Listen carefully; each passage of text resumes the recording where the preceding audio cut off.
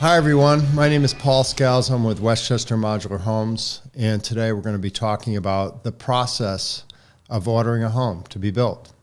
And with me today is David Dillman, who's been with us 20 years. He is a professional home consultant that has skill sets in many different areas through the years, one of them being even chief architect, where he can draw a plan, a basic plan to start things. But I'm going to start right from the beginning, and we're going to talk about how you order a modular home and the intensity of ordering a modular home maybe versus a stick-built home. So David, welcome. Thank you, Paul. Good morning. So you've been doing this 20 years, as we've talked about before. And I've always heard this, and I want to dig into it a little deeper, but the process of ordering a modular home, I'm going to use the word, is more intense than doing a stick-built home, because obviously it's being built in 7 days, and we've talked about that and so forth. But let's just start from the beginning. I call you on the phone, and maybe you set up a Zoom appointment since we don't have appointments coming in, and maybe I draw something on a napkin, and I say, this is what I'm looking for. Tell me the first conversation with me. What would it be? Sure. Well, prior to actually starting drawing and things with your new home, what we end up doing is trying to identify a little bit more and dig into the scope of work of what you're looking for in your new home. And everyone's home's different, and it's very personal. So we try to identify budgets and lifestyles and where you're located, what you're building. But once we've done all of that and we start with a cocktail napkin sketch or just a rough sketch, we can start talking towards your final plans. So at that point, we would take a deposit to do the sketches, and they're conceptual drawings, but it's very real, and we can actually take you on tours of your home eventually. All right, you're getting too far ahead of me, okay. So I'm just I don't know anything. Okay, so I call you, and what I heard you say is the first phone call is a conversation about my lifestyle and my budget and those things. How long does that phone call take? Is that, I mean, it's me and my, I'm gonna have to say, significant other, whoever that is. Right. And that conversation, how long is that conversation happen right away? And then I have an idea where I am. Do I have to go, do I have a homework assignment from that conversation? Tell me how that conversation goes. It's a good question. Most of the time, the introductory meeting or Zoom meeting or an in-person meeting is approximately about an hour. And we try to dive into a little bit more of the style home that you're looking to do, some of your lifestyle, and really kind of what you're looking for in your new residence. But that typically takes about an hour, and we can look at some of the stuff that we've done in the past because, again, in 20 years, we've done probably about 600 houses. Is there a list of questions, or is every conversation different? I mean, is there like a spreadsheet of questions, or are you kind of taking it down a funnel? We're really taking it down the funnel approach. Okay. There's not really a set list of questions because most of my clients have a pretty good idea of at least the style home they're looking at, where it's located, and if they have any specific needs within their new home. Okay, so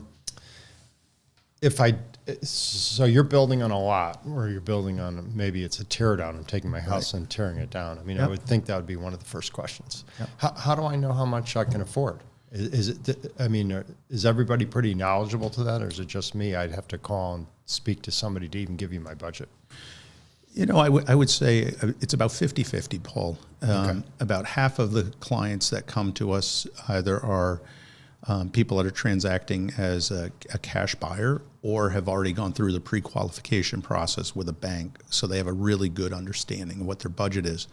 The other half are people that think they know what they want to spend, but haven't necessarily been pre-qualified at a bank in the event that they're looking for a loan.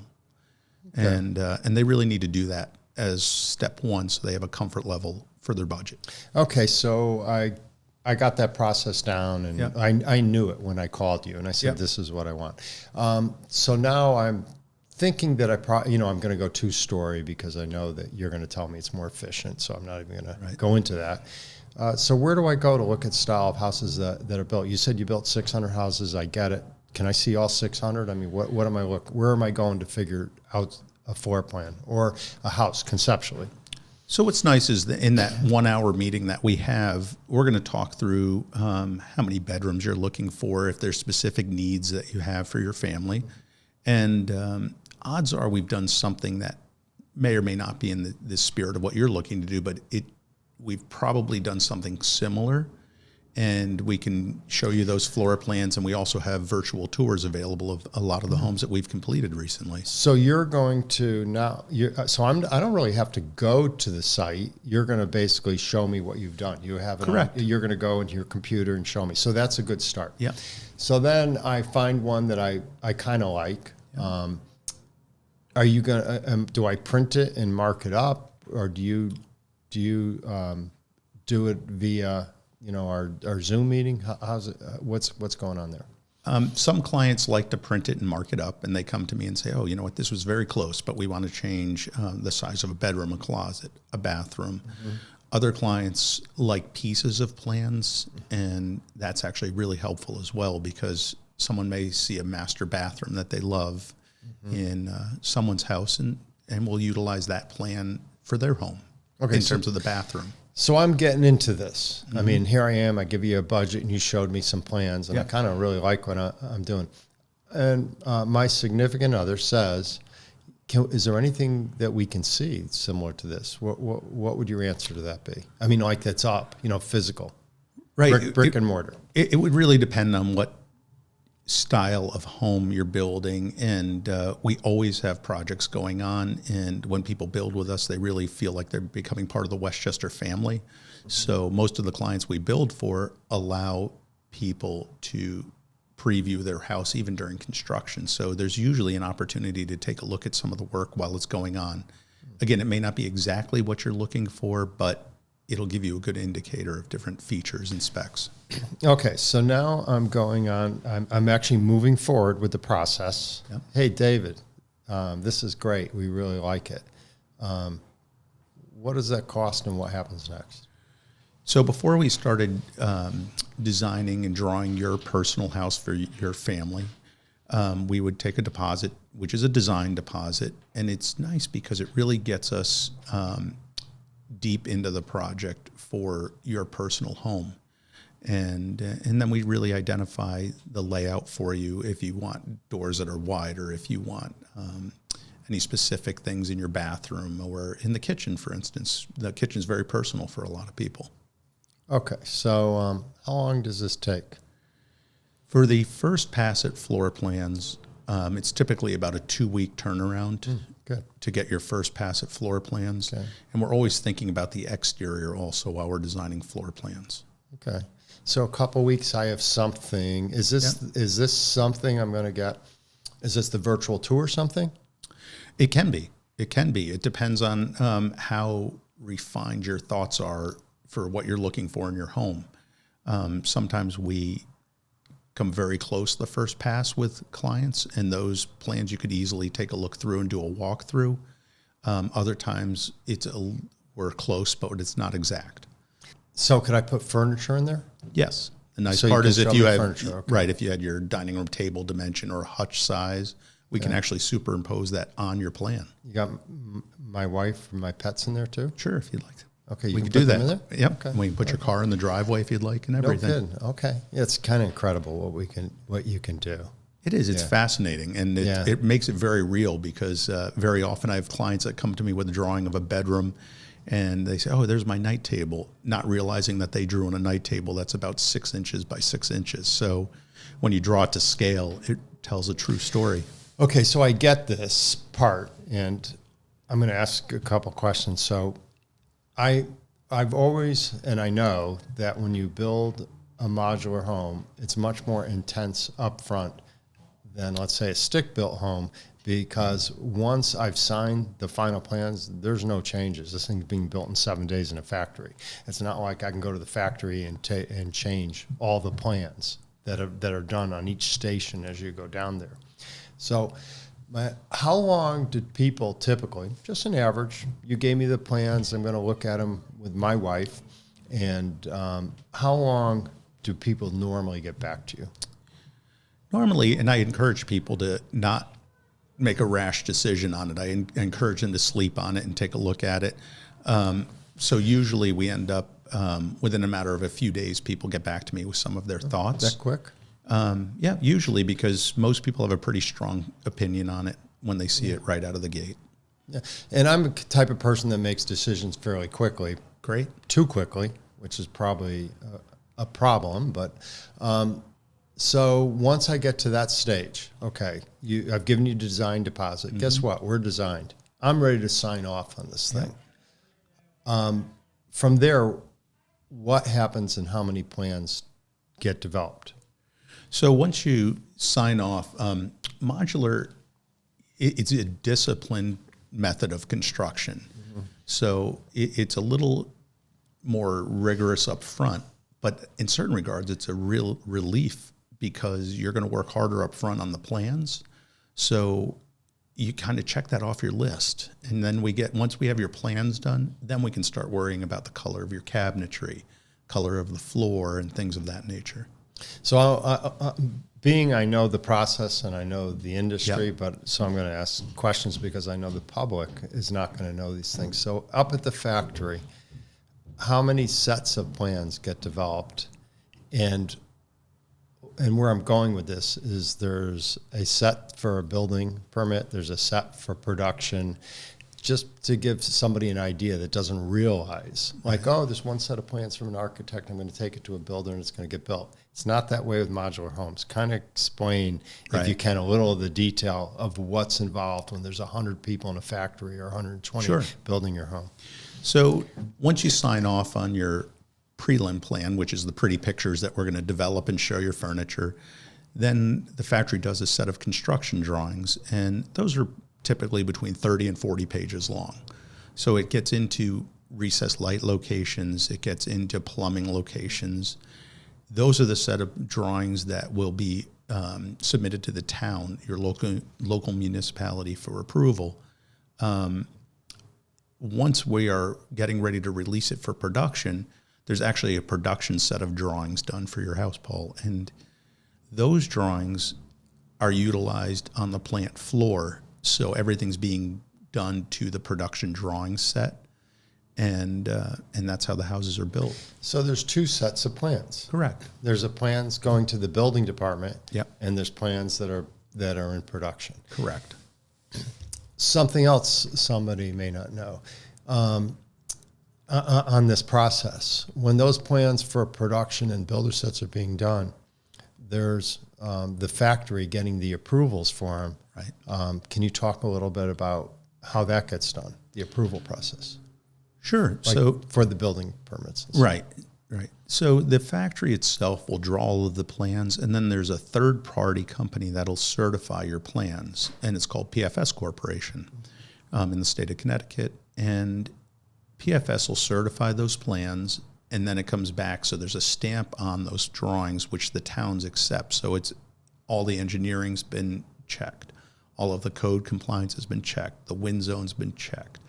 So it really is a much easier process for the permitting from the town perspective, because there's another agency that's already reviewed all of the plans. So the town employees don't have to review them as diligently because they're already certified by a third party.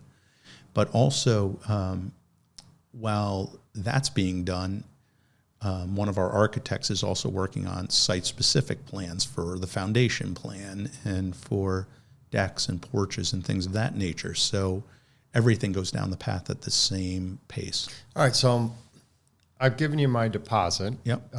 I've waited how long for the production plans? Just give me how long is it? Prior to even doing the production drawings, you would have been in contract with us. So we would have done a contract off of the preliminary plans with your specs, and then from once we sign off and send it up to the factory, it's somewhere approximately 8 weeks out before So I'm you 2 would see months it. waiting for production plans. Yes. Okay. So here I am. I've got my production plans Yep. done. I got this production set, and my wife says, I don't like my kitchen. What happened? What is it? What do? You yell at me? I mean, how does...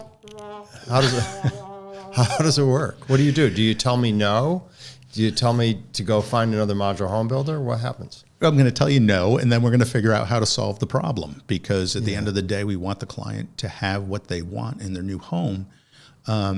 It's a challenge in that changing cabinet flavor is very easy, but if you take the kitchen from the left side of the house and want to go to the right side of the house, then you have to do a new set of drawings. So I'm one of those clients that wants it my way or the highway. I want you to change it. You're going to have to change it, or don't put it online. What does that mean? The answer is yes, it can be changed. But what you'll end up having to do is you'll have to go back through the approval process if you're changing where things are located. How long would that take? It could take another 2 months. Okay. So the one thing about modular homes is, and this is the point that you're saying and what I want, is you can't make changes. You have to do all your homework up front. Correct. And let's talk about the benefits of that. Because you've done a couple stick-built homes throughout the years. If in a stick-built home, it's not as intense up front. When you go to do a change order in the field, what happens? What does the vendor do and I'll give a little how it works is the vendors buy out the job up front. And all of a sudden I say to you, hey, I want a change in the kitchen. What does that vendor do to that builder? First of all, it affects your timeline. And one of the things with modular, it's disciplined up front. The benefit is the timeline. When we start, we finish much quicker. So if you start changing things on site, that plumber, electrician, carpenter, they've already bid out the entire project, and we have contracts with them prior to starting.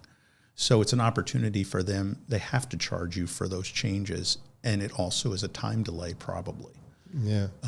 So it's, change order, you can do it, but all of those vendors are going to charge you for those changes. So the nice thing about a modular home is, first of all, the cost is the cost because it's all bid out. And I don't really have to worry about change orders in the house. I mean, I understand on the site, I may want to add bushes or stuff like that. But as far as the house goes, I'm pretty much done, because to make a change is like a monumental decision based on what you're telling me, right?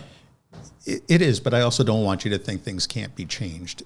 So, for instance, if somebody decides they want to put built-ins in their mudroom or in their family room, or add wainscoting or crown molding, all of those things are very easy to add on site. So I don't want you to think nothing can be changed, but structural walls, you wouldn't want to go moving structural walls and things of that nature.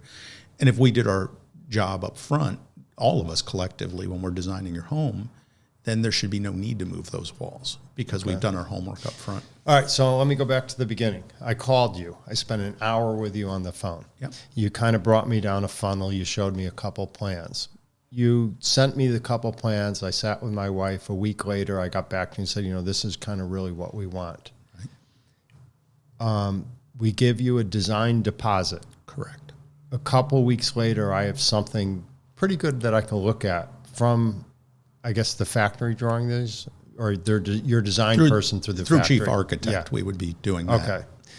Do you do that? Do you do chief architect? I do. I work on chief architect, and the nice part is that the staff here, we're also linked into the factory as well through chief architect. So we're looking at all the engineering tolerances while we're drawing. So this is great because I can do this just from my home. My wife can be at work. I can be at work. We can call in, and you can, it's like you're there, obviously, with technology. Right. Okay, so now I've got that part done, and I said, you know what? This is the house we want to build. And I realize at this point here that I've got an engineer and a surveyor for my property. So I'm not really talking about the property in this video. That's just another thing that you control or help the homeowner control if they want if they want you to, right? So I get all that done. Now I've gone into contract with you because we have plans. I'm 2 months waiting for the factory to finish all the plans, which are the plans for the factory, the site-specific stuff with the architect, and I have a builder set that I'm going to I get the plans in 2 months. Now I have to get a building permit is where I'm going next. Right. That takes how long? It really depends. Obviously, in the last year, it's gotten longer because of the nature of what's happening in the world with COVID. Okay. So the permit process is taking longer because there's a lot happening, construction related right now. So each one of those projects requires permits. So the towns are taking longer to permit jobs now, but in a typical scenario, it's probably about a month before we clear engineering. Okay, so I'm just going to go through the timeline. I come in and see you. Yep. And the first part's fairly quick. I'm probably 3 weeks out or month till I get to the factory, which is 2 months. So the factory plus that month is 3 months. Then I'm a month to get permits, 4 months, right? Correct. Is 4 months about the average for somebody once they talk to you, David, to get to a point where they can order a home maybe? And then we got one more step here, but really not part of this. But I'll just throw it in for today. How long does it take before it's built? I mean, really, I just wanted to talk about the process today, but kind of add it up for us and sum everything up. So I think 4 months we would all have to be working at a pretty rigorous pace to hit 4 months. I think it's going to require discipline on everyone's part, and participate through that. Certainly achievable. It just takes, discipline and dedication on all of our parts to get there. Well, the one aspect I haven't put in here, and I probably should have you throw it in, is besides you and the factory, there's the piece, and it's probably controllable, but you have your engineer and surveyor working on the site to lay everything out. Am I correct? Yes. Yeah. So that piece has got to work simultaneously and everything else, and that piece could slow it up, wouldn't you say? That is correct, because those guys, because they're busy. They're busy, but also they're pieces of information that they need from us when we're designing. So we need to have a final footprint before they can actually complete their work. Good. Well, that's this has been pretty detailed, and I think it helps because people don't realize. I know the build is quick and all that, but people don't realize how much goes in up front. There's a lot going in up front. So if I have to sum it up, tell me where I'm wrong. I've got to make lifestyle decisions. I got to make floor plan decisions. I got to order. I've got to then design it, pre-design it, I'm going to say. Then it goes to the factory. At the same time, I'm working with engineering and surveying. I've got architects working on my porch and anything else I want done, my foundation. The engineer's drawing my driveway. And the house part, which is probably the most intense part of the whole thing, I'm designing with you. And once I sign it, I'm done. Because if I go to change it, it sounds like it would slow the whole process up. Do I have it down pretty good? Exactly. Great. Yep. David, this has been great because I think that this helps because I know a lot of people don't really understand everything. One last question. It sounds like you could do everything. It sounds like you are knowledgeable enough, have been in it long enough that you can control everything from just talking to you in your seat. Is that correct? I mean, it sounds like you got everything under your thumb. Do you?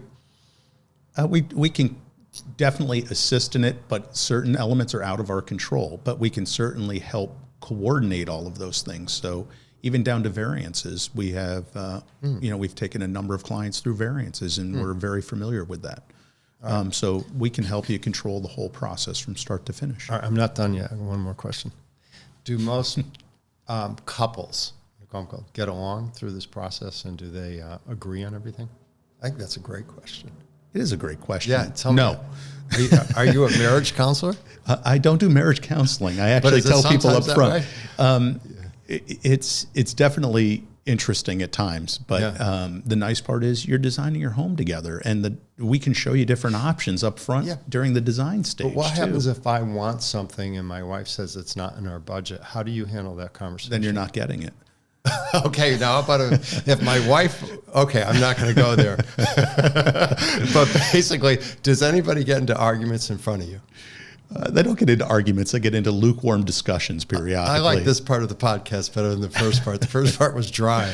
This is great. So they have but they do resolve. And with technology, it actually works so much better, doesn't it? And it does, because I can also show you renderings of what your kitchen's going to look like in your bathroom. Right. So you can actually see it in real time, and we can change things on the screen while you guys are on the Zoom meeting. It's really wonderful. So you can even show the kids leaving the house for good. We can. You just have to get us good pictures of your kids. All right. Anyhow, thanks. It was with David Dillman, kind of a lot of fun today talking about the process of ordering a modular home. Thank you. Thanks.